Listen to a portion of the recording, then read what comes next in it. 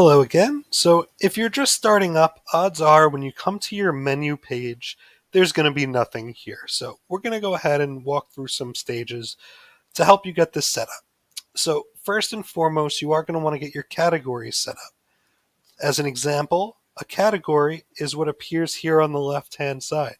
So, we have weekly packages, entrees, breakfasts, snacks.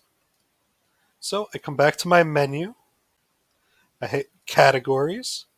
And you see here I have a list of all of them. And if I want, I can click Edit Categories.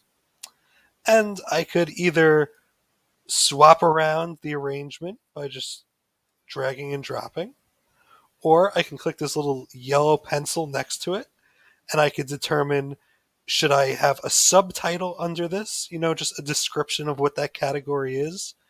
Do you want to have a minimum requirement for that category?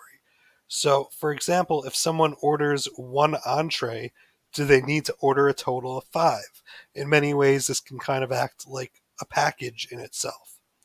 And you also have the option to make this active for you and the customers, or maybe just active for you. Maybe this is a special category where you have meals that you don't want the customers to see. So go ahead and save that. And of course, to add a new category, you could just type it right in and click create.